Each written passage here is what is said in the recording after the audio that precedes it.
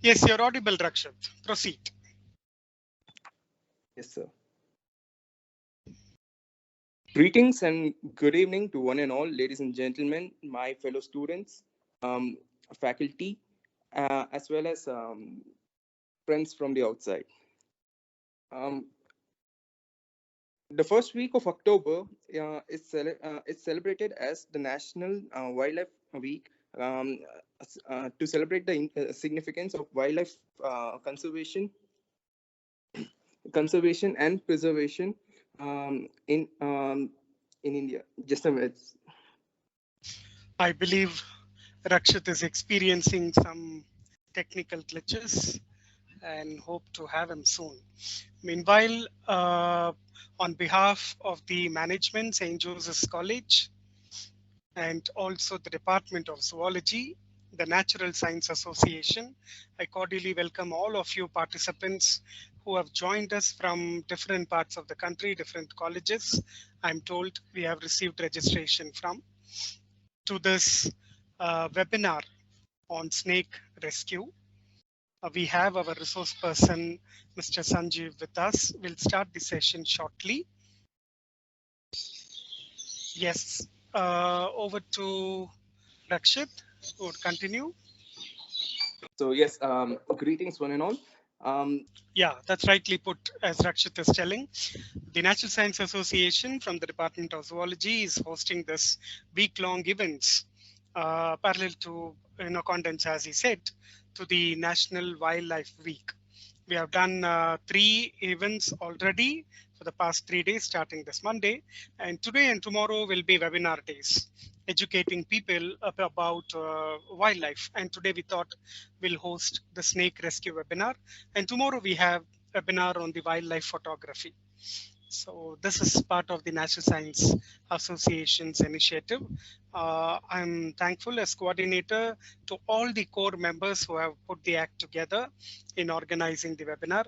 At Joseph's, we believe in empowering students. So from the start to end, it's all by students. And we have Rakshit and Mr. Yashwant, who is also president of the Natural Science Association, in charge, as event in charge for the snake rescue webinar. I hope the technicality is set on your side, Rakshit. Then we can start with the introduction of the speaker and also have him here. Okay.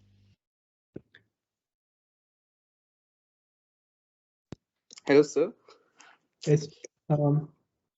Yeah, Yeah, I really audible. apologize because Wi-Fi was really dropping down. I was just connected through the hotspot.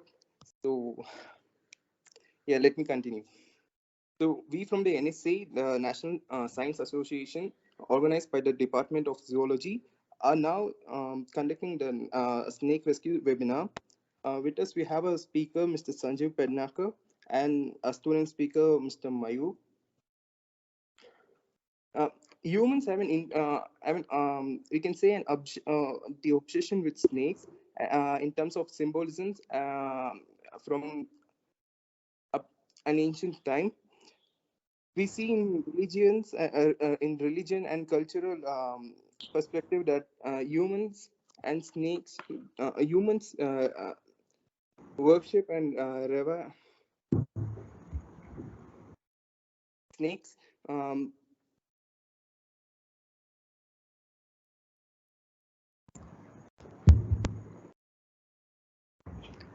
hello. Rakshit, yes, you're audible, Rakshit.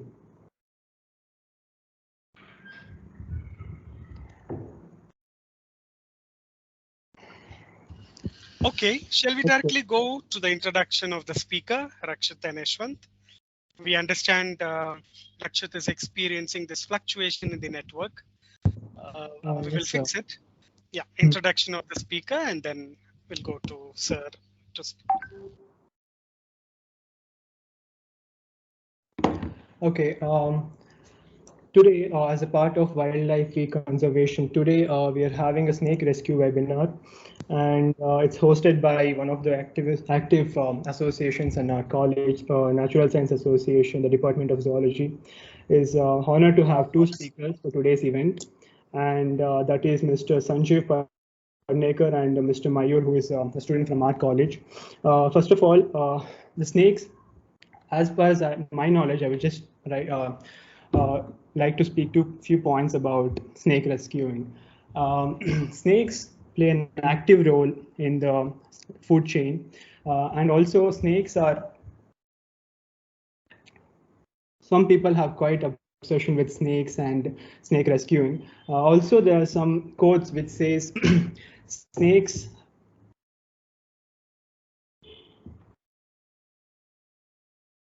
A snake knows more about what is happening around than any other creature because it has no ears to listen or gossip, only direct perception.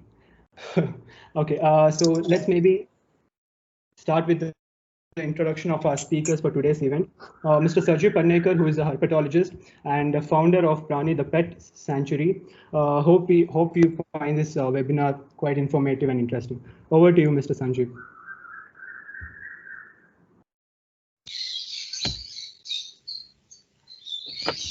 Hello guys, good evening. Thanks a lot. Thanks a lot, sir. That was a great start. I'm really happy to be here. This is beautiful. Oops, somebody stole the screen. Wow. Okay. I hope I'm audible and you guys can see. I'm not going to take much of time. My introduction is also going to be a part of the slide. So I'm just going to jump into my first slide. Uh,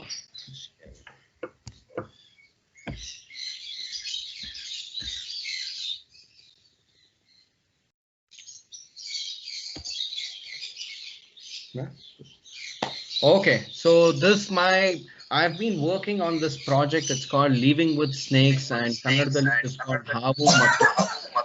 And we've been part of this project from the last, I would say, 7 years. You know, this was a start which we did, and some of the slides which you're going to see and some of the content which you're going to see is all approved by WHO, and this is one of the right information, because there's a lot of information which is floating, and it's great that I want to present what I can and the latest information for you guys, because you know, this is something which is again stressing out that it has been approved by WHO.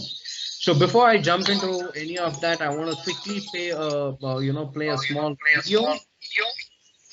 This is something which I did about 11 years back. This was a small rescue. It's maybe a 20-second video which I want to quickly run.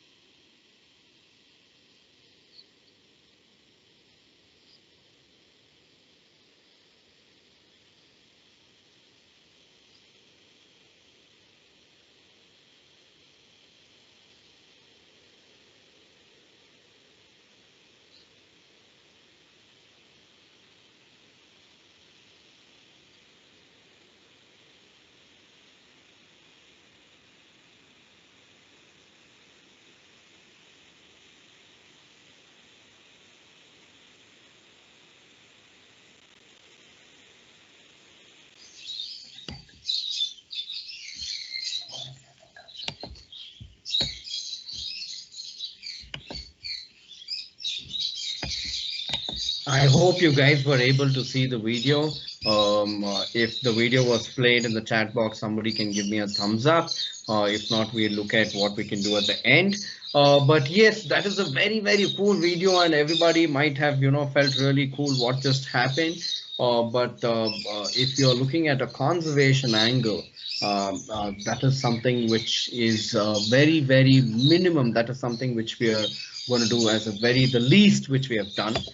Coming back of what all in my life, I've worked with quite a lot of animals. My career started off with Madras Crocodile Bank Trust. And I've also built India's biggest walk-in aviary in Bombay. If you guys are going to SL World, at the entrance we have the India's biggest walk-in aviary, standing almost 160 feet in height and 2 acres. That's something which I've completely built from scratch.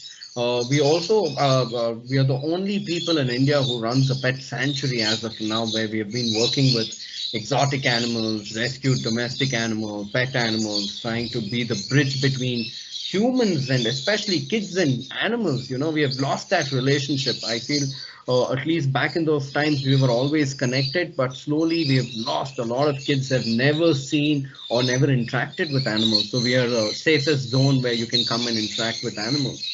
Some of the research stuff I've done is we were the first people to actually do a biodiversity smaller mammal and reptile survey in Manipur back in 2009, because of which Kabalamjao and Loktak, the only floating sanctuaries in the world, were established. We represented and we presented some of these documents and scientific papers back in those times. We did it with the government. It was for them. I've also started, when I said living with snakes, Havu Matu Navu, living with snakes is the main parent, and which is started by the Madras Crocodile Bank Trust. And I've taken the initiative to work in Karnataka, and we have called ourselves as Havu Mattu Navu, where it's a farmers upliftment program. And a lot of strides are involved in what we do with Havu Mattu Navu. I think 80% of the slides I've just taken from Havu Mattu Navu and put it up here.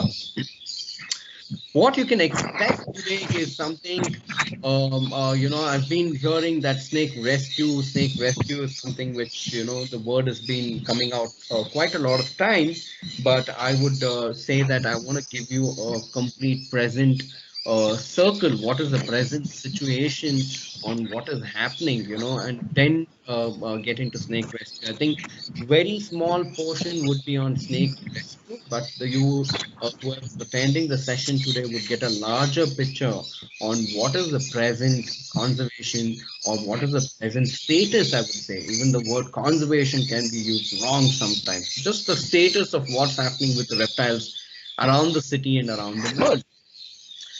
Starting with, I want to tell you, I'm not going to sit and help you, or I'm not going to teach you identification of snakes. That is something which is impossible to teach over a presentation, and it's completely against the whole protocol, because that is a very scientific practice. It is a field practice. That is something which you have to come on field and learn than in books. So my slide will not involve all cool snakes and all beautiful pictures. It's going to be very knowledgeable, and something which I want to start is snakes of India, or snakes in India. Of course, we have over 275 species of snakes, actually more than that. It's almost hitting 300, I believe, in the last count.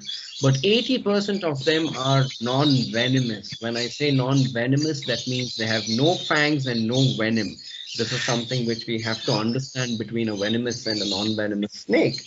Only 20% of them are venomous. And in that, I'm going to what you see on the right is some beautiful snakes. It's called the Big Four medically important snake, which I'm going to explain in another slide. So I'm going to give you a brief. I'm going to give you the present status, the statistics, and these are the right facts which has been approved by WHO, and this is something which has been very, very shocking to me. And every day I've thought about this, and my whole angle towards reptile have changed. My whole conclusion of what is actually conservation was shattered when I was a part of this project. And the first thing which I want to tell you, which is very, very disappointing, is believe me or not, WHO has made snake bite as a neglected tropical disease. And it's very sad that India stands the capital in the world.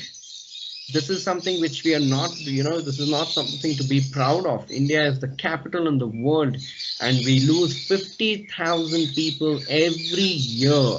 And this data was collected in 2010, 9 and 10. So imagine how many people have been dying every year and nothing, absolutely nothing has been done yet, because we are also trying to grow, we're also trying to understand. So while we lose 50,000 people, we also lose, 1 lakh people get handicapped. This is another biggest issue. Sometimes I feel at least 50,000 people are dead, fine, some population control to be rude about, but what is happening to this 1 lakh people? And when I went and met a couple of them, it was the saddest story. It was a crisis because most of them, this is something which we need to understand. Who are the people who are getting bit?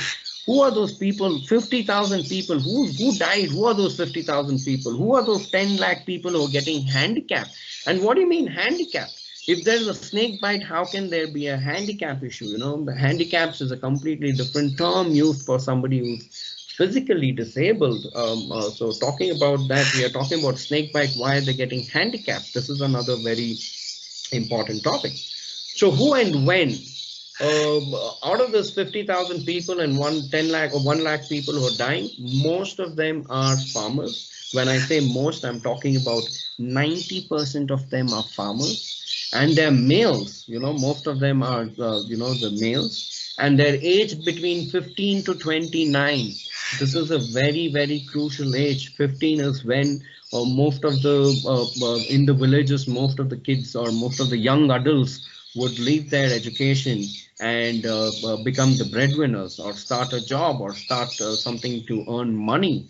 And this is when they actually 15 to 29 is where most of these people are working in the labor category. They're working as manual laborers, manual workers, or they're taking care of their agriculture fields.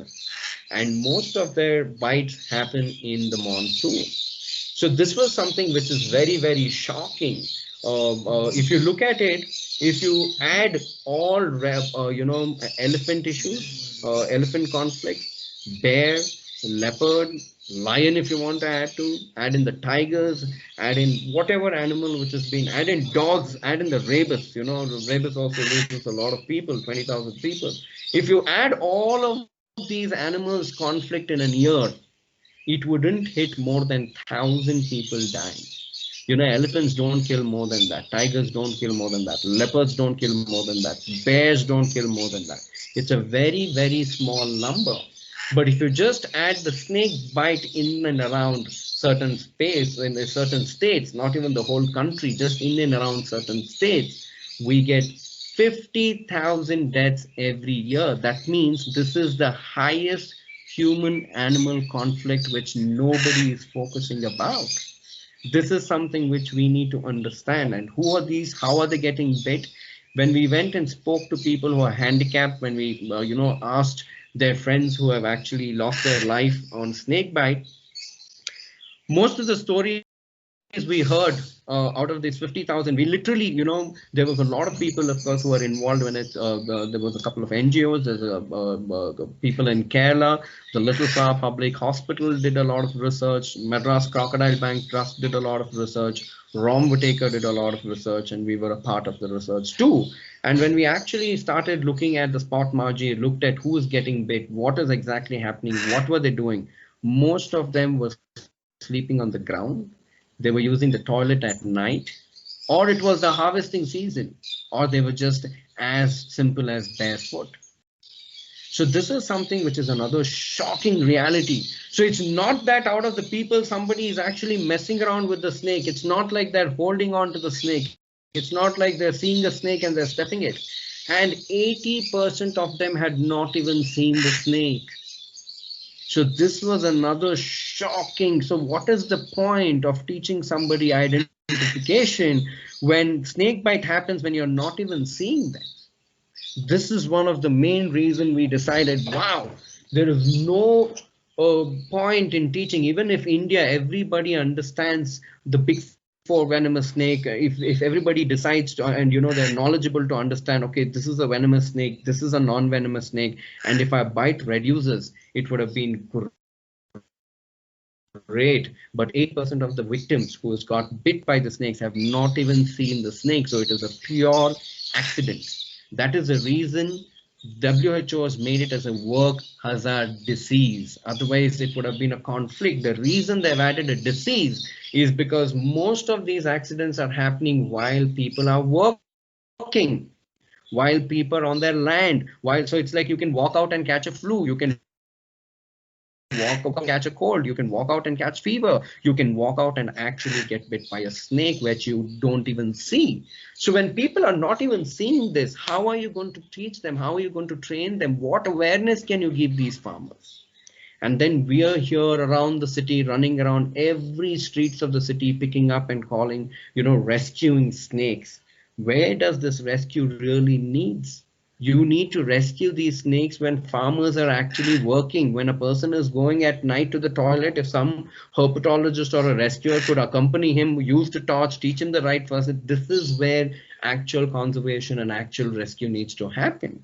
That doesn't mean the city doesn't need it too. I'll also get back into that. The big four medically important snakes, everybody calls it the big four, victor, what do you call the big four venomous snakes? These are the dangerous snakes. These are the ones which is, very aggressive. But if you look at this slide, we have clearly mentioned it's the medically important snake. So we need to give a respect. And the reason I've put the big four is this is what you need to know. Any of the species is at a beyond level, at a subsurface level. This is something which you know. And again, this is not to teach you identification. It's impossible to teach identification by showing a couple of pictures, because on the top right, you see the soft scale viper. That's not even a foot long, but in the image, it looks like the biggest snake. You understand? In the image, it looks huge, but that is hardly a 1.5 feet snake. Whereas the Russell's viper at the top, bottom left with that beautiful pattern, which is 8-shaped or the chain link pattern, that and the soft scale viper size in the image looks very similar. But if you look at it, that Russell's viper can grow up to 6 feet. So this is something, and the soft scale viper's maximum size in South India would only reach about 1.5, or ultimately, if you're lucky enough, 2. So this is the reason that this is just a picture, because when we're talking about snakes, everybody likes to see snakes. So that is why I've just added these pictures. But what we need to know is, why are they called the medically important snake? This is something which we'll slowly talk about again in the future in the slides. Anyway, these are also the venomous snakes. I'm also introducing you to some non-venomous snake. Of course, I've not put too many pictures. This is the only slide which you can see. I've put some cool ones here. On the left, you can see a wine snake which is feeding on a shield tail. So non-venomous doesn't mean, Papa, Madala. It's not like that. This is a wine snake which is very, very commonly found in Western Ghats, in the rainforest. And shield tails are a barorial snake. They stay underground. Only in the monsoon they come up. So that's an elith shield tail. This is a rare behavior where a wine snake is eating a shield tail. On the 4 images, top left, you see the rat snake. He's our cool character, overtaking cobras, overtaking Russell's viper, and right now the highest, most populated snake in the city is your rat snake. So that means he definitely knows how to live in the city. He is definitely managing his life very well. On the right, we have the python, the most famous rock python of India. We have them throughout the space. To tell a cool story, I mean, not so cool, but for me, it is still an interesting story. In the last 15 years, we got a rescue call the last a couple of weeks back in Indiranagar Empire. And somebody went and picked up the snake and they sent it for identification. They said it's a baby python. So I'm like, no, it can never be a python. It has to be a Russell's viper. Everybody gets confused to a python. Please don't touch it. And he sent me a picture and it was actually a baby ball python. Oh, wow, that is something which is not so cool, because India is also getting a lot of, we already have issues with invasive. Florida already have issues with pythons. I don't want to see ball pythons roaming around the street, but in 15 years, we have rescued an exotic that's an African species of snake in Indiranagar in front of Empire. So that is something which is crazy. At the bottom, you have the fancy stance of the trinket, which looks very, very aggressive, which is opening his mouth, trying to mimic the mambas, trying to have that S shape, increasing his coil distance. But he's a very gentle giant. In Kannada, he's got a very beautiful name. He's called the Abharana the Havu. And in English, trinket. Trinket also falls for the ancient name of jewelries. Basically, Brit used the trinket. It's a beautiful piece of article which you wear on your neck. We have the most aggressive snake on the bottom right, the keelback. Though he's completely non-venomous, but he's known to give you a couple of bites when you try and handle them. He's like he's more like a dog. He always opens his mouth and he's trying to attack. That's the chukkat keelback, the water snake. So this is just to give you a heads up about our non-venomous snake. This is the last slide. I also said that there's no way we can teach an identification, because if you look at the rat snake and the keelback, they look so much similar, and most of these snakes have learned to mimic the venomous snakes.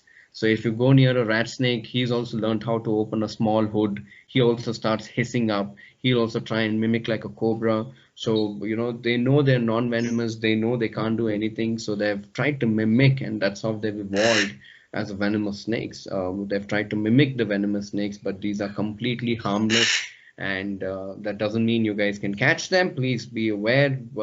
Please learn. Please be a part of people who've been doing this. And this is something which you have to learn in the field. Anyways, calling back about the rescue, the human snake conflict. If I tell you, I've been picking up snakes from the last 12, 13 years. I know people who's my mentors who have been picking up snakes the last 30 years, I would say. So there is no end to it. And we also have the new generation who's a part of your college itself. We have Yash there, who's also studied in your college, and he's also an active rescuer in the city who's been doing an amazing work. So it's important that we understand the whole circle of rescue. It's important that we understand what exactly is rescue. When is it called a conflict? What is human-snake conflict? So the picture where I'm holding in is a typical picture. It is a person's kitchen. That's a deadly-looking kitchen and a beautiful-looking snake there. But this is where a conflict happens. This is the place where a rescue is needed. If a snake is completely in an indoors in a place like that, it needs to be taken and put out. It needs to be taken. So it is not actually rescue, because that's its habitat. The snake is doing perfect. I'm sure that kitchen has a lot of rats. If there's a lot of rats, then he is going to be there. So the actual rescue we are doing is for the humans. The humans is what we are trying to rescue. The snakes is in its prime habitat. If you look at it, the big four venomous snakes and some of the snakes like rat snakes and cobras, if you do a survey inside a forest, you would hardly see 10 to 12 cobras in a 1 acre land. But if you do the same survey in Majestic or Kalasipalayam, which is one of the oldest cities of Bangalore, and if you see that place, you would probably have 200 cobras and 200 rat snakes in 1 acre of land. This is the huge, that means more than the wild. These guys are doing great in the city. Our gutter systems, our waste management has become a highway. They have a buffet system. They don't even have to do anything. They can wait in the gutters and a rat would pass by and boom, they would eat it up. So keeping that in mind, this is its prime habitat. We'll talk more about it. Another thing which I want to jump is a snake conservation. This is something which is it's a very dicey word. It's a very thing. For example, if I'm talking about snake conservation, hey, the snake has killed 50,000 people and injured, handicapped 1 lakh people every year. It's not just one data. So if you're looking at 2009, we have already hit 5-6 lakh people who are dead and more than 10 lakh people who are handicapped, aged between 15 to 29. So if you're talking about conservation, where is that we need to conserve? Don't you think we need to kill all snakes? If they're killing down so many people, then what's the point? Let's kill all the venomous snakes and keep the non-venomous one. and then we say, we preach that killing a snake is not right, but what does a farmer do? What is something we can do about it? Majority of the snake, as you can see, there's a lorry. This was on Kanakpura Road, very close to Art of Living, very close to where I stay.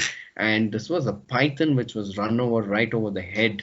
And it was a pretty big python. So that was at least a 8.5, 9 feet python. So I'm assuming that he's at least 10 to 12 years old, looking at the captive data. So imagine a 12-year snake, which has been 10-year snake, which has been living in and around Art of Living, and he's trying to cross that road, and this is what happened to him.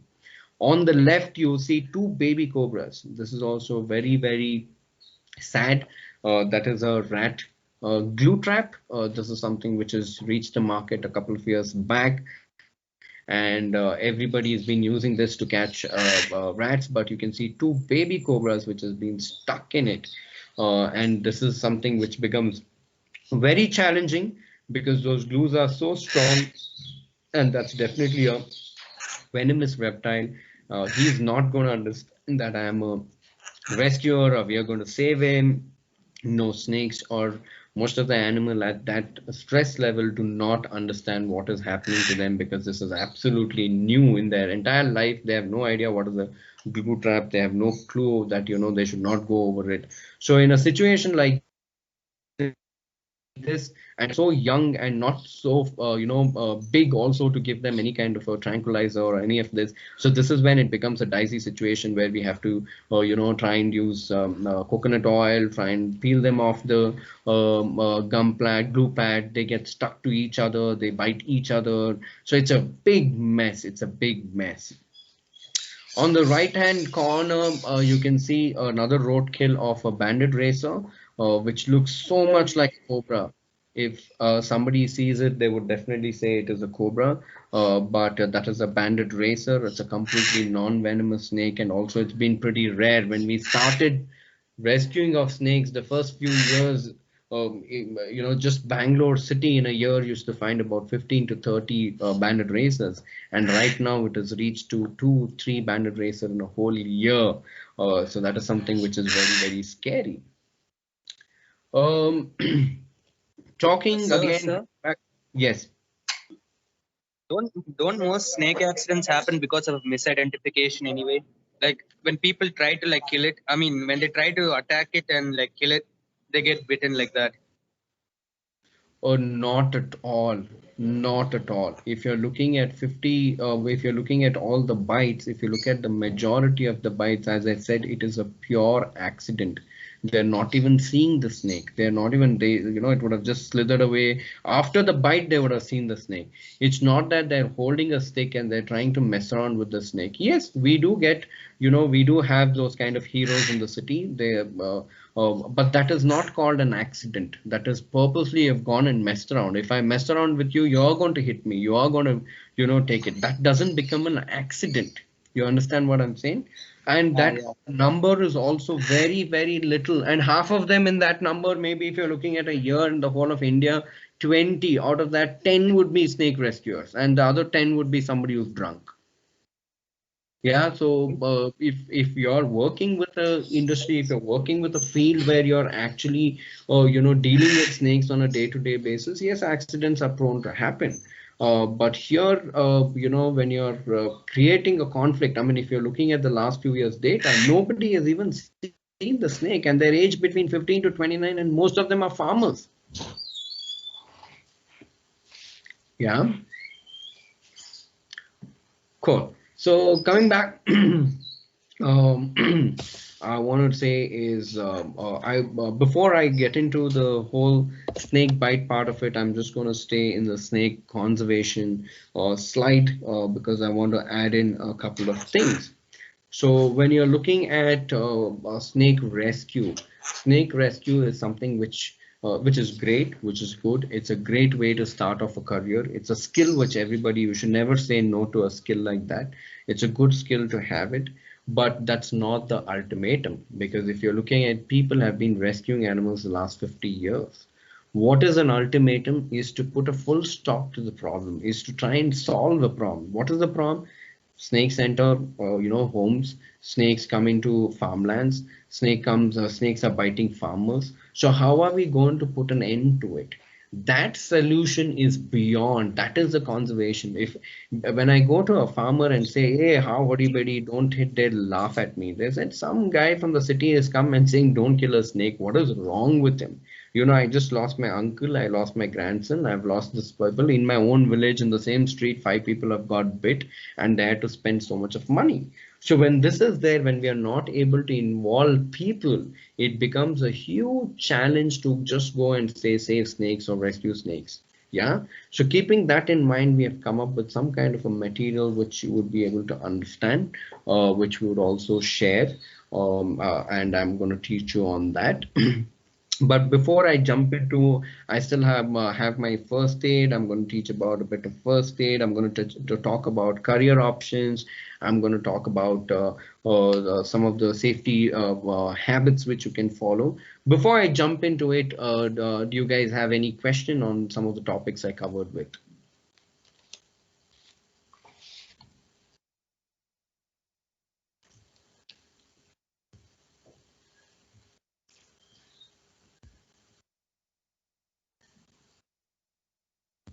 Sir, I guess we can have the question and answer session at the end of webinar after both the speakers speaks. Okay, okay.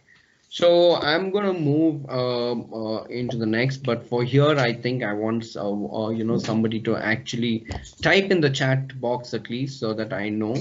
I'm going to jump the slide into the right first aid, and I want to give a lot of time at the end and answer your questions as Rakshit said. But on this, I want to, if anybody has, let's imagine I just got bit, and we are in a seminar, we are all inside a room, and I just got bit. Please reply in the chat window. What is the first thing you guys are going to do, or what you have heard? Anything coming?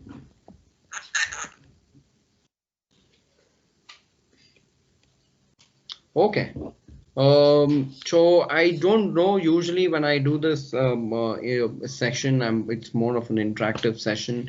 So when I ask this question to water. Sorry.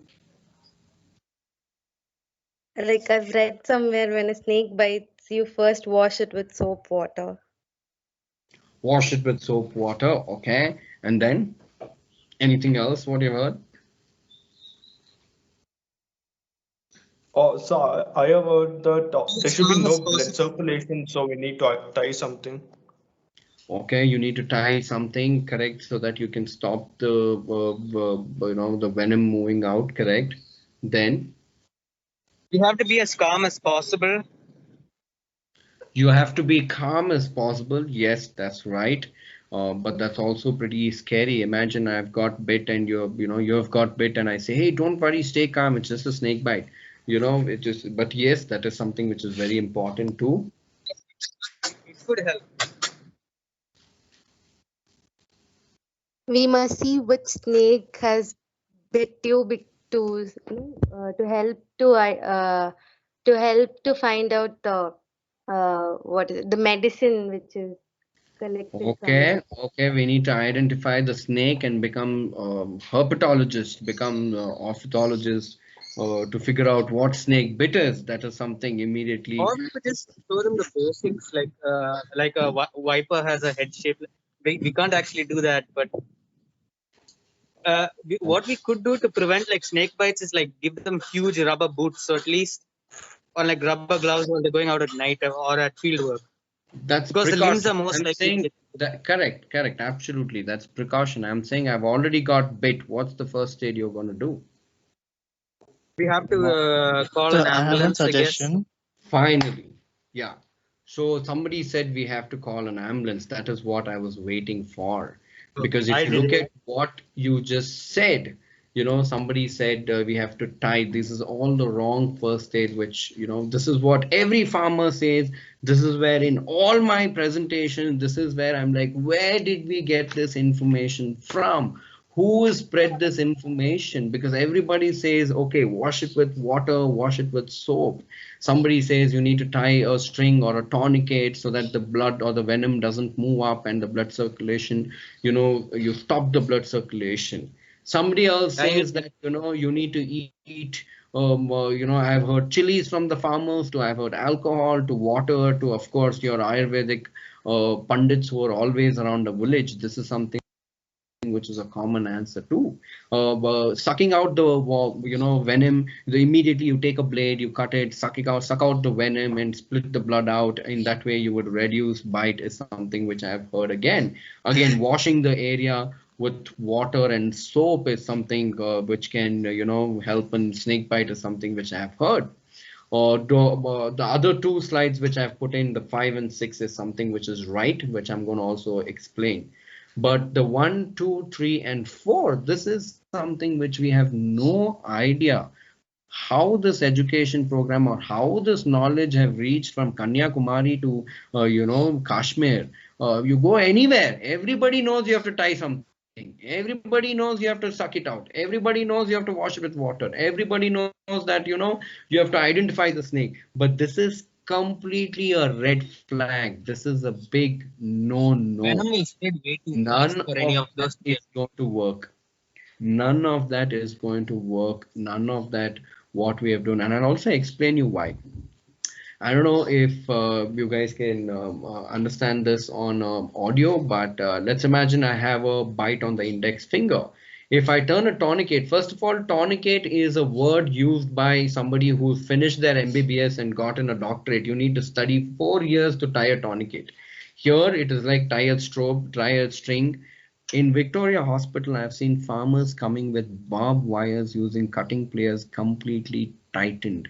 I've seen farmers coming up with their belt. They've used their belt. I've seen nylon ropes. I've seen some of the most craziest thing which you can ever see. And when they end up, they've completely the sit in your finger and said, okay, this guy is tied up, so I need to wait here. You cannot stop blood circulation whatsoever happens.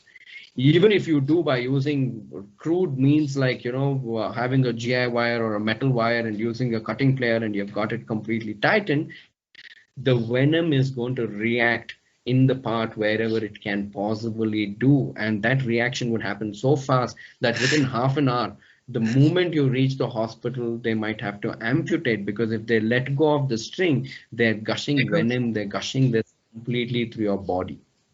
So tying something is a very big no. I've seen it in the I've seen it in the MBBS book. I've seen this used by the Indian Army. We went and worked. We created a curriculum for them. We gave them what is the right thing to do. This is something which we are working with doctors to come up with the right first aid protocol, which can be published in the next upcoming books of MBBS. But this is something which is a myth, and this needs to change. This needs to break. We need to start telling everybody that do not tie anything or do not wash it. I'll tell you another cool story. What happened? I had a friend and we were working in Manipur, and he got tagged by a cobra. A monocled cobra, and of course we had our first aid kit ready. We had spoken to the doctors, we had the forest department with us. We immediately rushed to the hospital, and we had a very good snakebite doctor in who had come from Kolkata. Dr. Punde was a part of it, and a lot of, so he was on phone, he was trying to assess what could have happened. So we went in, we did a blood check, and we waited, and this guy had absolutely no reactions. So we were like, wow, must be a dry bite. 90% of the time snakes do something called dry bite, where they've not even released the venom. So we were like, wow, man, you're lucky. It was a dry bite. We waited for 2 hours, absolutely nothing in the blood, no symptoms of venom in the blood. So immediately the doctor was like, okay, I'll just clean up the wound. He had just a little bit of, bruise kind of a thing. He said, okay, I'll clean it up. The moment we started washing his hands, the allergic reaction started, and he started screaming after 2 hours. He couldn't bear the pain because the venom was actually just sitting on the top layer of the skin. And when you rubbed it, it went into the blood vessels. Only when venom enters blood vessels is where you will have a issue. Otherwise, venom is the purest form of protein. Now if it is, fallen on your skin or on your surface, it's not going to do anything. But when it enters your bloodstream is when it can cause huge damage. So this is the reason I'm saying, like, never tie a tourniquet or never wash it. Another thing is, Imagine you have taken a glass of water and you have added a drop of ink in it. Yeah, I'll give you a straw. Is there any way you can separate it? Absolutely not. Even immediately, if you put in the straw and try and suck it out, you will have still minimum drop of ink which is already spread in the water, and that is good enough to do the damage. So there is no way, sucking out would help in any ways. Other worst thing I've seen in Victoria hospitals and other hospitals when we handle snake bite cases. Very recently, somebody had a snake bite and they landed up to Prani, the pet sanctuary. Instead of going to the hospital, they said, "Sir, new treatment kortirante." We were like, "What? We are only into education." So, going and educating these farmers is also scary. Now they think we give them treatment, and one guy walked in with a Russell's viper bite and he's killed the Russell's viper. And on the way, his own son is gone. And sir, hosa blade tagombattidivi. They've taken a brand new blade, so there is no septic. They've understand all that, and he'd actually, slit one of his veins out, and the amount of blood. So when you go in this stage to the doctor, more than the snake bite, we need to work on the venom, we need to work on the blood, we need to work on your veins, we need to work on the blood loss which is happening, and that is a big no. The worst thing what you want after a snake bite is a blood loss or a road accident when your adrenal increases. So again, using a bike and going by yourself or all that is very a big no. Of course, if you're in the wild and a bike is the only option, make sure you put the victim in between and there's a person to drive and there's a person to hold the victim, because these guys might also lose consciousness and fall. So these are something which is a big no. Please, preach, please practice, please teach people. And somebody said we need to identify the snake. Absolutely not. Do not waste time or do not do anything when it comes to identifying a snake. Or if somebody is killing in that situation, do not try to stop them, because your priority is to save the person. This is a medical emergency. And the first thing we do is to call an ambulance and ask for antivenom and ventilators. More than anything, antivenom is the only cure, which I'll also talk about it. When you do the wrong first aid, I'm sorry to show and share certain pictures, but these are pictures, these are the kind of stuff which we have seen, and these are not days old, these are not old pictures, these are not like, the snake bite has happened after 5 days, this is what has happened. These are on an hourly basis. On the top left, that is an old image, because you can see the black necrosis which is setting in. Apart from that, the other two is a very fresh because of the wrong first aid. Sometimes snake bite doesn't even do so much of damage. They're actually, these people would have used blades, would have used, they would have cut, they would have done a lot of things which you should not be doing at the stage. For people come into the hospital, you give no chance for a doctor to work apart from amputate this and save his life. And these are all people working between 15 to 29 who are the breadwinners of their family, and they work in the labor category. This is where we say 1 lakh people are getting handicapped. And these are all young breadwinners of the family, and when they are at home, when without a leg or without a limb or without a hand, they're jobless, and it becomes a burden. It becomes a huge burden to the family to take care. And this is where we have seen a lot of mental issues. We have seen a lot of depression in young adults, and we have seen a lot of fights among families because of this.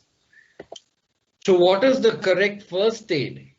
To be very honest, according to the WHO, we have worked with multiple doctors, multiple experts, of course, this was not, but if you go to Australia, it's a different first aid. If you go to America, it's a different first aid, because they have reached beyond. They have invested so much of research and time in their venom that in Australia, if you have a bite, you have something called a venom testing kit, which you can carry in your pocket, and that will tell you what venom bait and what is done exactly in a very scientific way. And we have still not done it because we have absolutely no idea about what venom. In Australia, most of the snakes have a very clear neurotoxic venom. Most of them are only one type of venom, whereas in India we have seen a mixed cocktail of venom. Majority of being neurotoxic and hemotoxic, vipers being hemotoxic, which affects the blood system, and cobras and other colubrids being neurotoxic, which affects the nervous system. So talking about what is the correct first aid, yes, somebody says stay calm, move away from the snake. Staying calm is something which is very difficult to achieve, but we have done it in a couple of things. Another cool story, what happened is a chap who was a grass cutter back in an NGO which we used to work with snakes got bit while cutting. We were all in the NGO. We had rescued so many snakes, but never released any of the snake inside the NGO. But this guy was just collecting grass and he got nailed. He got tagged, and he had no idea about what it was and things like that. So he went on a panic. He went on a major panic, and I had another person with me who came in and he just went running and collected some water, some milk, and splashed over him and said, "Hey, don't worry, you're okay right now. That was something which I got from some devi, and you it will be fine." That thing actually really got him calm. He was like, "How da, sir? Are you sure this is going to get me fine?" We're like, "Yeah, nothing to worry. You're doing okay. Just for the safety, we will take you to the hospital." So, that is where, he felt in, okay, something has happened. That's how he convinced. We kept him calm till we reached the hospital, and then still gave him the first aid and still gave him antivenom. And because of antivenom, why he was cured. Otherwise, everything else was just a show. So this is something which, if somebody has a snake, you can't say, "Hey, dude, stay calm. It's okay." They are going to panic, especially with Indians carrying so much of fear on snake. We don't even know. I think it's come from all the serials and pictures which we have been seeing, or our parents have been seeing, the kind of fear. First thing is called 108. Yes, India has done a great job. Some of you might disagree, but we have done a small test. Anywhere in India, within 20 minutes, you have an ambulance which would come in, and that is something which is really, really important. Lie down. This is something like, if you're alone, if you're on a farm and you have to walk a couple of acres of land, I would say instead of walking, you stay there and you call, you ask your friends to come and help you out there.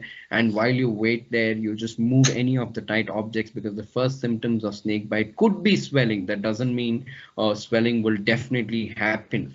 Some of the times in hemotoxic swelling may not occur till the blood vessels stop clogging. Otherwise, if you have a ring, especially, a finger ring, or if you have any kind of a bracelet, or if you have any kind of, something which is holding on to tight hands or neck or legs, or any of those ornaments, is something which you have to immediately remove, because once the swelling happens, there is no way we will be able to remove it in the hospital. So again, amputation becomes our only option. Immobilize the bitten area. This is something which you can do. Please do not tie anything. Please do not, use any kind of crepes, bandage, or any kind of. Just don't do anything on that area, because you don't want to mix up. You don't want to. Sometimes even your reflexes would be good, and the venom might just sit on the top layer of the skin. Transfer the patient to the hospital. Make sure on the hospital you call, ask for antivenom, ask for a bed ready, because he needs to be kept in the ICU. He needs to be monitored. So this is something which you can help by calling the hospital and give them an update that you're coming up with a snake bite patient and they need to be ready with it. It'll really, really help the doctor if you know the right time where he got bit. Here it says 4:30, because the doctor could calculate from 4:30, this guy has come to the hospital at 5:30, in 1 hour, how much of the venom has actually spread and what damage it has done, would give him a brief idea. And this is the correct first aid.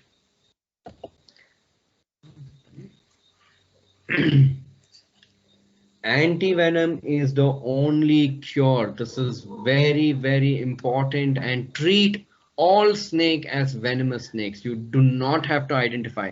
Even if the world knows identification, if you say to the hospital, "I've bit by a cobra," he needs to give you antivenom which comes from the same company, which comes from the same product. If you say Russell's Viper, there's only again one antivenom which comes from the same company and the same product. So identification doesn't matter. We have one thing which is called a polyvenom, which would work for any snake bite. As of now, with the present situation, or at least the next 10 years, we are going to depend on antivenom, and this is the only cure. Yeah, apart from that, nothing. You don't even have to identify. For cobra, it's a different one. That's all erased. We have one medicine for all kind of snake bite. This is something which I'm going to say. I think I have another 2-3 minutes, so I'm going to quickly finish up. Personal safety habits is something which is very, very important, as again, this is also for farmers, which we teach. Please do not touch the snake, and none of the farmers actually touch.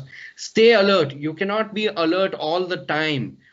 Please understand where snakes could be, and that is when you need to be alert. For example, you're trying to go pick up football from, or you're going to play cricket and something is gone inside the in an area where you cannot see the ball, and you're putting your hands inside a bush or a garden, wherever it is. This is where you need to stay alert. Check before you step. This is another thing which we are trying to change agriculture practices for the farmers. We are trying to teach them with a friendly stick, or the snake dandu is what we want to call them, where they actually have a stick, and before they go in the paddy field, they're actually using this stick and making, just checking and then putting their legs. Use light in the dark. 80% of the bites have happened during the night, because when these farmers go and want to go take for their nature calls, when they want to go take their dump, they're not taking a torch, or they're not taking a lantern with them, because they know exactly where they need to go, so they go by themselves. Sleeping on the ground is another huge issue. Few years back, I was shocked. In Shimuga, I got a call. This person was sleeping on the ground, and he got tagged by a crate 14 times, and he didn't even realize, and he slept and he didn't wake up. But when the next day, when he was dead, and when they tried to move, a crate slithered from his back. And when we upon close examination, we found that it had tagged a couple of times. This was a very, very scary news. Most of the bites happen to the legs. Use footwear. Somebody said we should give them gum boots. It's a very funny story. I wrote to Bata. Bata was ready to fund 5,000 gum boots, but they said, why don't you check one, Sanjeev? And they sent 100 gum boots. So I went to Kanakpura, Haroli, certain outskirts of Bangalore. I gave these gum boots to the farmers and said, use it. I'll come back and check on you guys a month. And after 15 days, when I went to check, most of these gumboots were kept for sale in the local sante, in the village farmers' flea. They were all trying to sell it. And when I met a couple of farmers and said, hey, why are you not using this gumboots? They actually were so angry for that idea I had given them, and they were literally yelling at me, saying, oh, 1 acre of land, if I have to de-weed my farm, my paddy, in just to bare legs, I walk around, it's so easy, and it takes me about 3-4 hours. I've planted all the paddy, I've de-weeded with everything. But with your gum boots, it's taking me more than 7 to 8 hours. There is no way I can wear this and work on my farmland. Then there was another person who said,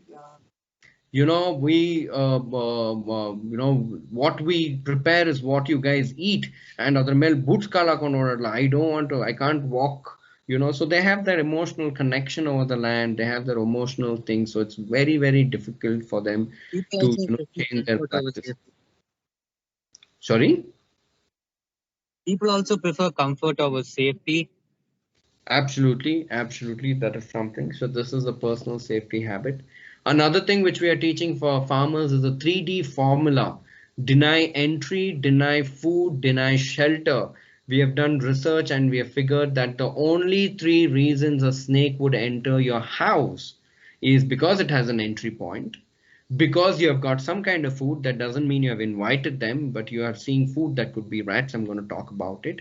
And there is a place, there's some kind of a shelter which is there. And I've got some pictures for deny entry. I'm saying seal and block all openings. Of course, plumbing and stuff like that, you can't seal and block it, but you can always add mesh, a cemented mesh into it. That is something. Trim overhanging branches. This is something which you have seen very, very common in the villages.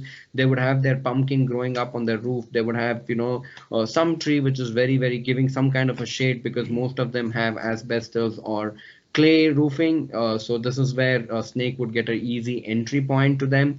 And PVC pipes, as I say, the first one is also a good entry point. Doors, just main doors, a lot of snakes have just entered from the main door itself. So that is something which you can work. Deny food in your surrounding, something, see, than training a snake, it's better that we get trained. We can work on it. So there's two way I've derived this. One is personal safety habits. How do I take care of myself? And then how do I take care of my working space? That could be your farm, your house, your college, your wherever you guys work. Strict rat control is a must. Most of them are coming in because of rats, and now you have good rat control pest companies which you can tie up with, and they do a wonderful job. Store food in rat-proof containers. This is another very important things which we have seen is if you have rat-proof containers, you will not have rats at all. So storage is very important. That is the deny food part. For rats, it's the 4D formula: deny entry, deny food, deny shelter, and for last, it's destroy. But you cannot destroy reptiles. These come under the Wildlife Protection Act, and it is not the right thing to do. Will also disbalance the whole ecosystem. Maintain visibility. Like if you have a garage, and if you're having too many stuff and that's going to be a junk, at least heighten that up about 3 to 4 feet, so they don't slither at the bottom. Have a lot of visibility. And this is something, when I say deny shelter, we have been trying to talk to farmers and agricultures to live at least a 1, 2 or 2 feet path in between their paddy field where they walk.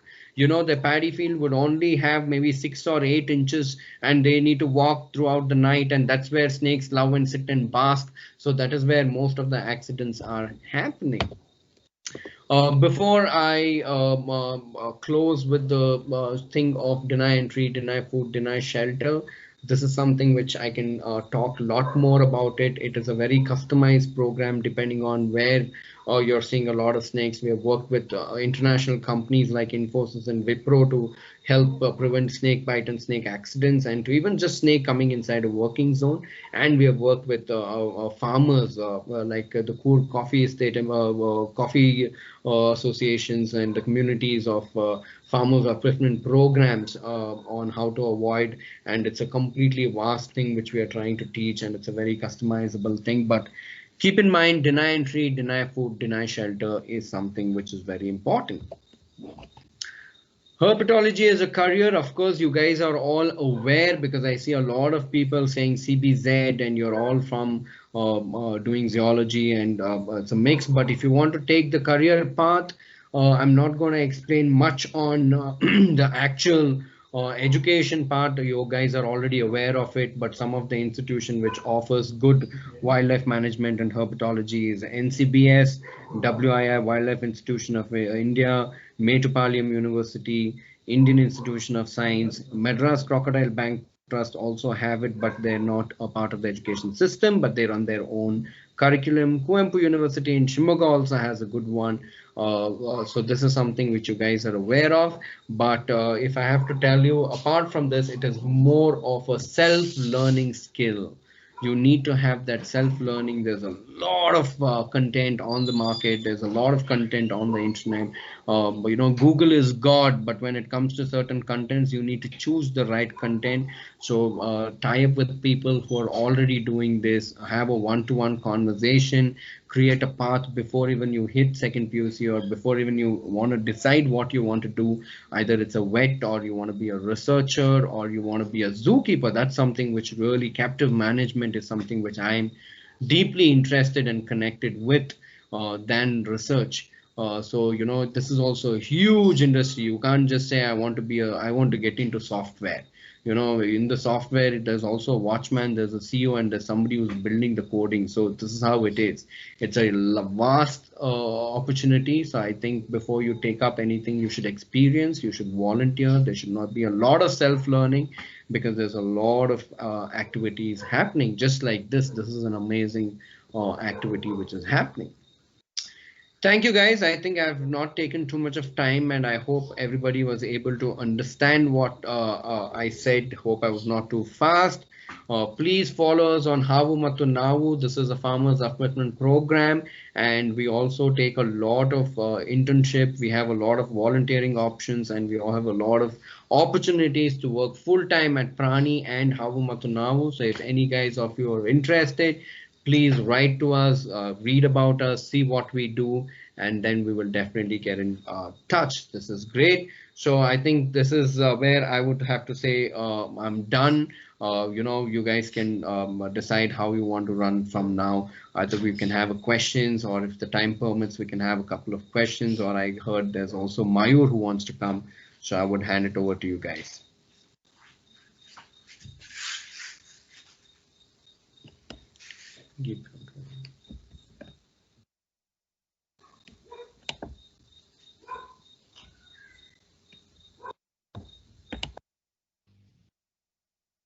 Thank you, Sanjeev, for that wonderful presentation, enlightening facts about venomous, non-venomous snakes, and also the first aid that we got to practice and all the misconceptions surrounding it. Over to, I think the internship that you spoke, I believe a lot number of students will be interested. We will get back to you in that regard. Officially also, if we can have some tie-up with That we Pran, love. So we much. will start working on that. Rakshit or Yashwant, over to you. Mm. Thanks a lot, sir. That was really smooth and quite informative. Moving on to the next speaker, it's Mayur from St. Joseph's College from BBZ batch. Hope you all find it interesting. Over to you, Mayur. Good evening, all. I'm Mayur from Bangalore. I'm doing my first year BBZ in St. Joseph's Autonomous College. I've been rescuing snakes from past 4 years. I've learned it from my mom. My mom used to rescue snakes, so I started continuing it. I'll create my screen. Sir, is my screen visible? Yes, Mayur. Yeah, you got to share your slide. Yes, it's happening. Why are snakes important? Snakes, they critically control pest population. Example, you wake up tomorrow and all the snakes are ceased to exist. There would be extreme consequences that would soon follow any animals that are considered as pests. For example, rodents.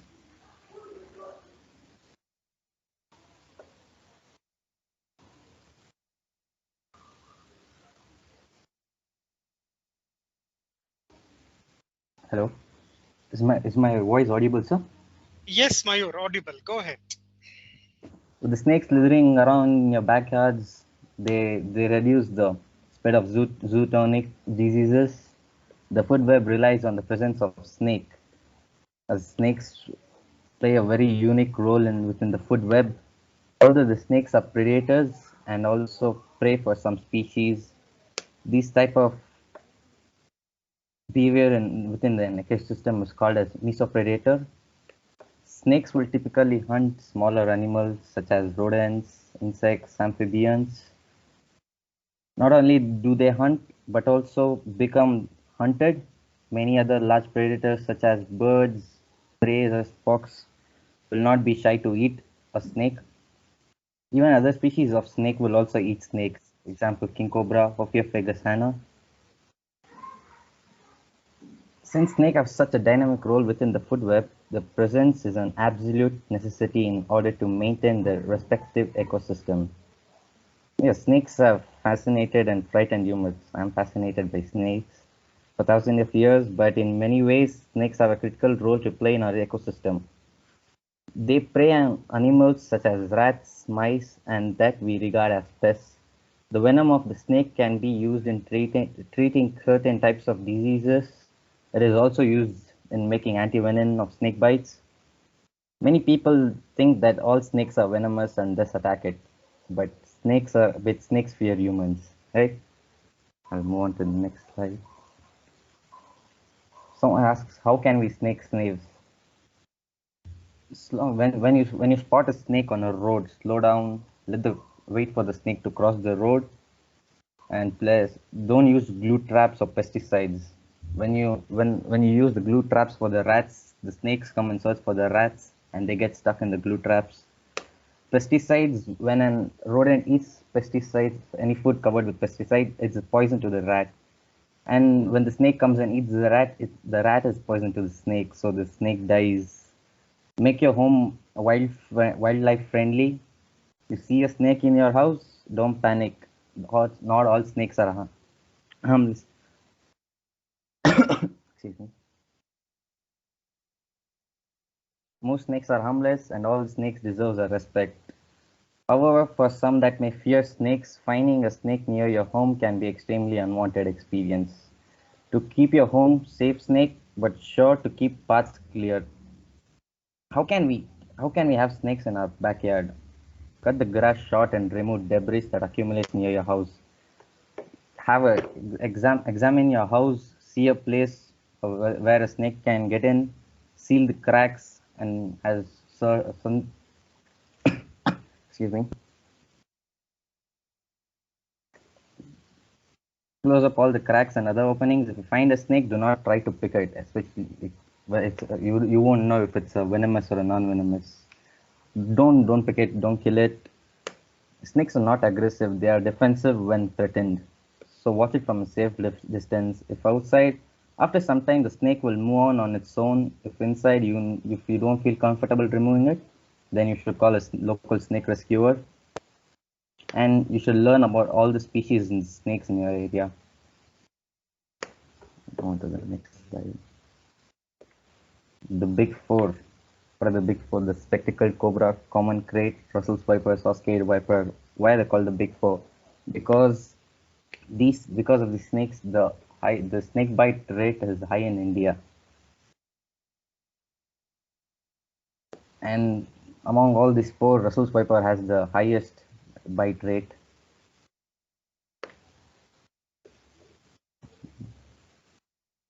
This is the antivenom for a snake bite. It's a combination of 4 venom that is prescribed in the treatment of snake bite. What it does is it goes to your bloodstream, it neutralizes the venom and saves your life. And it must be only taken under the supervision of a professional healthcare.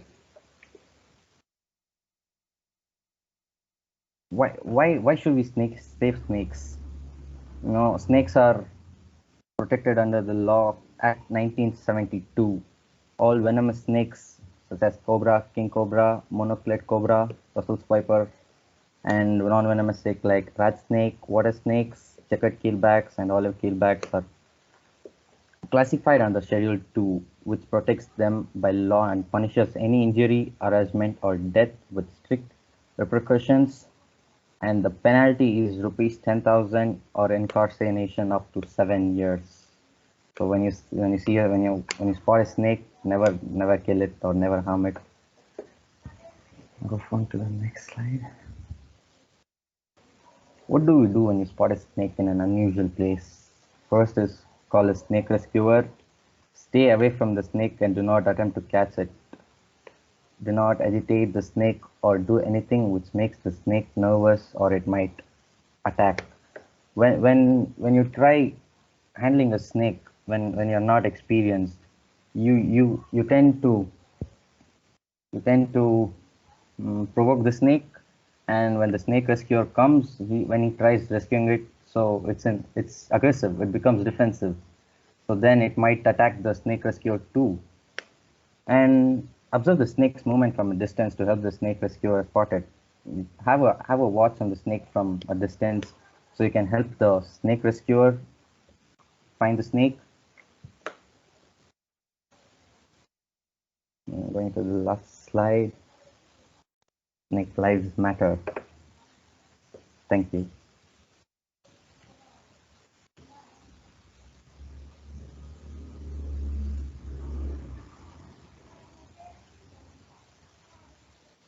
Yeah, thank you, Mayur.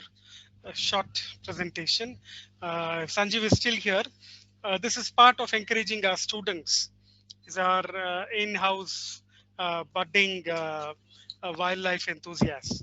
So as a provision to make, we have also included one student to make their presentation. Those are involved in this. Lovely, Mayo. That was really, really nice. I actually missed the whole point of, the antivenom is made from snake venom. That's something I wanted to talk about, the medically important. Thanks for covering up that point. That's a beautiful presentation there. Thank you, sir. Ashwant.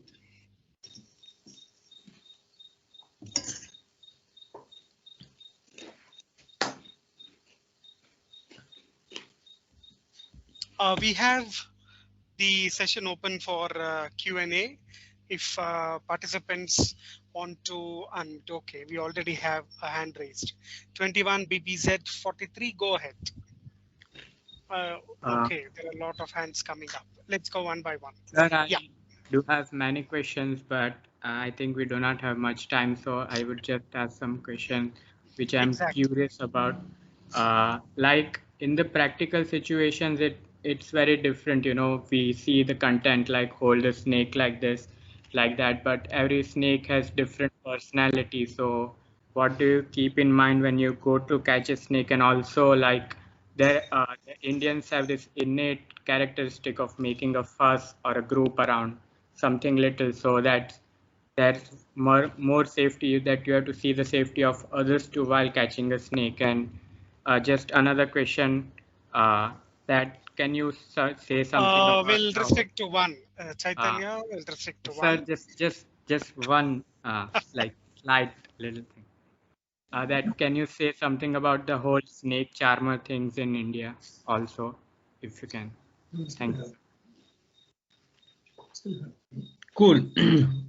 I mean, that's great, Chaitanya. Yes, there's always a, if there is a snake, there's more than 100, 200 people involved, and most of these guys will always create, and I'm sure half of them are heroes in them who would have their own idea, and they'll start guiding you how to handle the snake. Sir, hangidiri, hingidiri, all those guidance would be there. But the first thing I would say is before you catch any snake, please, please, please work with somebody, understand what you're trying to do, because your life and your safety is the most important thing. Only when snake lovers like you and me are smart enough to understand that our lives are important, only if you and I can stay alive and start preaching the right awareness and learn the right things to do, is where we'll have some hope for these snakes. Till then, just hold on. There are a lot of people who'd help you on it, and you're still studying, which is a great thing. You have a lot of doors open onto it. But yes, if I have to straight answer your point, learn before handling a snake, learn before you put in. But if you come into a situation like that, be very, very clear and be very, very dominating. You don't have to shout or yell at them. Just say, I'm going to catch the snake only if all of you move 20 steps behind and maintain pin drop silence for the next 1 minute. If that is not possible, walk away from the situation. We are not gods. We are not here to save all snakes. It's okay. I've been in a situation where in a bar there was a huge mess and people were throwing bottles. That is something where I do not want to be a hero. 10 years back, I would have jumped into a situation, got into an argument with everybody. But being in this industry, be seeing this, for me, it's very, very difficult to deal with people. So unless and until they give you full option and opportunity, do not enter, and till you're 100% comfortable, do not do any of the rescue. Talking about snake charmers, yes, we have done a lot of work. I don't see any snake charmers, at least in Karnataka, from the last 5-6 years. One or two there who have seen just holding on to cobras in the city, in Delhi and in other places recently. They do not come under the snake charmer category. They're just beggars who have got some snakes and they think they can make money out of it. Otherwise, the true snake charmers, we have done quite a lot of work with them. The government has given a snake charmers colony in close to Bannerghatta, where they all have their own houses. And at a time, a lot of other NGOs gave them an auto so they could come and hand over all their snakes, and we gave them autos to have a career with. So that is there. But if you do find a snake charmer, do call us, do call the forest department, and we would see what can be done. 20 MCZ 03. Okay, yeah. Hi. I just wanted to ask, like, how often is it that you get a snake bite and you do everything right, but you still don't make it? Because you hear a lot of things like if the snake bites you, then like you have only 10 minutes to survive and stuff. So I don't, yeah, like how often does that actually happen? All this 10-minute story is none of these has actually been recorded. Yes, there is a couple of bites where like a king cobra has bit a woman's neck in Shimuga while she was collecting dry leaf and she died because it was a part of the neck. But if I'm talking about the big four snake, the longest person I've seen alive was a 1.5 month after the snake bite. This guy was again in Mysore. I heard from my local villagers that there's a chap who's got a Russell's viper bite and he doesn't want to go to the hospital. It's been 1.5 months. I was like, how is this guy even surviving? So we went to see him. And it was the craziest thing I've ever seen. I could smell him from 20 yards. He's got complete, his left leg had complete necrosis. He had wrapped it up with a huge cloth. And when I spoke to him saying, why don't you want to go to the hospital? He said, my son took 14,000 rupees from me and left to Bangalore and has not returned the last 7 years. And I'm staying with 1 acre of land and this is all I have. And if I lose this leg, I can't even be a farmer. I can't even grow ragi. So we had to convince him, bring him to the hospital, give him a plastic leg, and we had to amputate it. So that means he was calm enough, and 1.5 months, and it had not. Of course, that whole leg had to be amputated. It was completely damaged. But on an average, if you're a healthy individual and if you have not panicked, if you're not coming out from a run, and keeping all of that, you have more than 1.5 to 2 hours for any of these snake bites. This is no 10 minutes, no 20 minutes, but that doesn't mean, when I say 1.5 to 2 hours, that doesn't mean you guys waste your time. The moment you have it, your protocol should be just reach to the nearest hospital which has antivenom.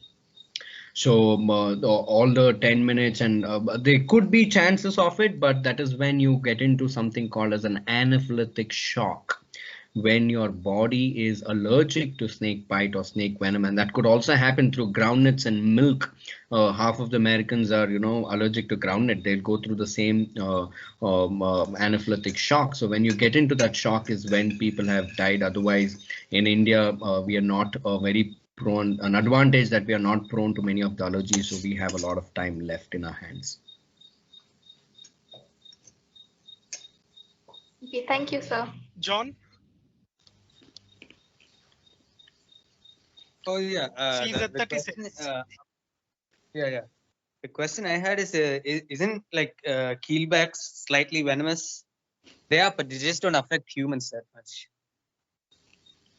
I don't know if keelbacks, I've never read anything like that, but I know where you're coming from. There was a recent paper that was not done on the keelbacks, that was done on a species called the raftophis. It is actually called the green keelback. If I'm right, if that is what you're asking. Yes, there's a good researcher, the only venomologist of the world, the first venomologist of the world. His name was Brian Fry. I worked with him. He had come down to India a couple of years back, and when he looked at our green keelback, he put it on an X-ray machine and he figured out that had rare fangs. So he said that there could be a venom duct also involved in it. So that research paper is yet to happen. So that has created a hype saying, oh my God, some of the keelbacks are also venomous, but absolutely not. Nothing has been proved, and he's still working on the Komodo dragons. We all thought Komodo dragons saliva was the one that was causing and stuff, but actually, we have seen fangs in it, and that was the paper he has done, but nothing on the raftophis or the rare fang species yet. Yes. Yeah, that was the question. Because I heard also that like some people get like itching when they get bitten by the keelback, I think. See, there's a lot of reasons to it. It might not be venom at all. Keelbacks, rat snakes, they kind of live in the garbage in the city at least. And most of these rat snakes are eating rat, and most of these keelbacks are also eating toad. And most of these keelbacks can actually digest toad. Not all snakes can eat a toad and digest it. So I'm sure in that there would be some kind of, leftovers, or it could be anything when they're consuming. When a rat snake has just eaten up a scabied rat and probably bite you, you might also get scabies, but that doesn't mean. Yeah, thank you, participants. That's with the Q&A session. Thanks, Sanjeev, for answering them. Now we have Rakshit for any presentation. I believe I'm told the participants are not able to access the chat box. We wanted to post the link of the feedback there. If that's not happening, we will share the link through the registered email ID. Okay, over to Rakshit. Hope you have overcome your technical glitches. Okay, I think there is some issue with them. The feedback link, I believe, will be shared through the registered email ID that the participants have registered. Thank you all for being part of this webinar. I take this opportunity to thank our speakers today. Our main speaker, Mr. Sanjeev. I'm sure we are going to visit Prani Center Sanctuary soon. I've been there once. It's a wonderful place. I was amused to see the bird cage where you feed the birds and you have them all over you. That was an amazing experience. A good place to conserve. They're working with rescuing animals as well. So we will support them in their course. Thank you, Sanjeev, for accepting our invitation to be here, and also Mr. Spurti, who connected you to us. So thank you very much. We will get back to you in visiting Prani Sanctuary, as well as future collaborations in this regard. Thanks a ton, sir. That will be really, really great. It was lovely talking. Thanks a lot for this invitation too. And I will definitely see you guys here soon. Till then, you take care. Thanks a ton again. Thank you. And also thanks to Mayur. This is our ongoing initiative from the Natural Science Association to involve students who are wildlife enthusiasts or speakers who want to pursue their research in this line, in whatever avenue. In fact, the tomorrow's webinar on wildlife photography, we have a wildlife photographer, Mr. Harsha, speaking to us, and also one of the student, Mr. Prabha, will also be sharing his experiences. So with that, we are ending this. This webinar is possible with the support and encouragement of the management of the St. Joseph's College, Father Principal, Dr. Victor Lobo. Thanks to all the colleagues in the Department of Zoology, the head of the department, Professor K. Shivakumar, and all the colleagues of the Department of Zoology. This would not have happened without the time and energy spent by the volunteers of the Natural Science Association. I thank each one of them, the core group office bearers as well. Special thanks to Mr. Rakshit and Mr. Yashwant, who were event in charges for this snake rescue webinar. So thanks to all the participants who have joined from different colleges as well as from St. Joseph's, the faculty members as well. If I'm left any name mentioning, sorry for that.